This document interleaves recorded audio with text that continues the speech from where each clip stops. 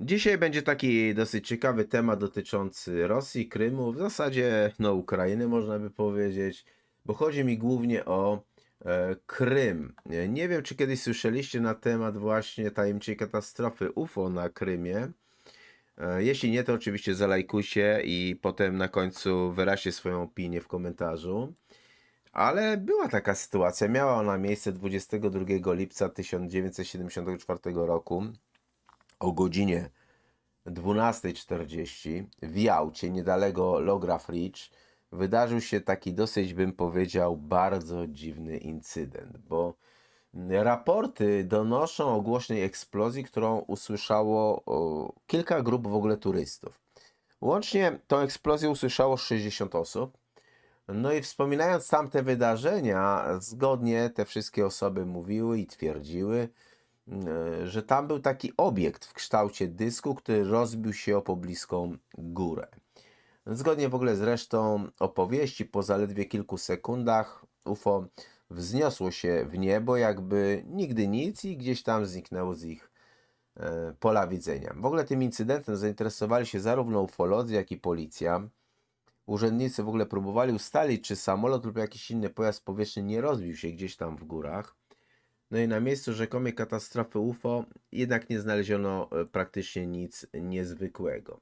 Ufolodzy niemniej jednak coś odkryli, bo takie małe cząsteczki białowej farby, które ponoć pochodziły z tego pojazdu UFO, zostały tam odkryte. No i łącznie zebrano około 2 tuzinów próbek tej substancji. W ogóle tak na marginesie to pamiętajmy, że mowa tutaj jest o roku 1974, tak? Czyli rok wcześniej niż ja się urodziłem. No i ówczesne możliwości nie pozwalały na dogłębne przeanalizowanie tego materiału, więc zabrano się za to dopiero po 4 latach, kiedy zgromadzono pieniądze na różne eksperymenty. Próbki w ogóle zostały wysłane do różnych instytutów badawczych.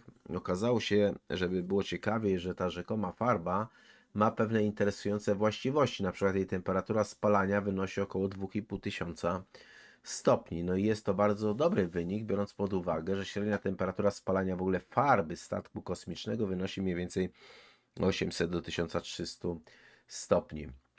Więc w sumie w składzie substancji znaleziono 48 różnych pierwiastków chemicznych i minerałów.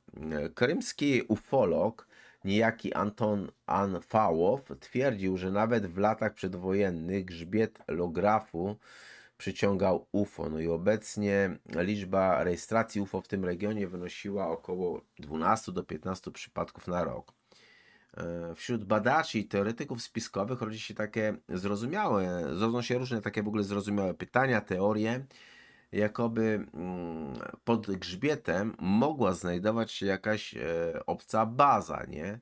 No, ale tak naprawdę jest tylko jeden sposób, żeby mieć do tego pewność. Trzeba by to po prostu delikatnie, powiedzmy sobie, rozkopać. A nie wiem, co wy myślicie na ten temat. Tak jak powiedziałem na wstępie, zostawcie ślad w komentarzu. Będę wdzięczny za wszelkie komentarze merytoryczne, za lajki i za udostępnianie tych małych, ciekawych newsów, a także za grzebanie w tej playliście Zjawiska Nadprzyrodzone, bo tutaj naprawdę wiele rzeczy jesteście w stanie znaleźć, odszukać. Pozdrawiam wszystkich serdecznie.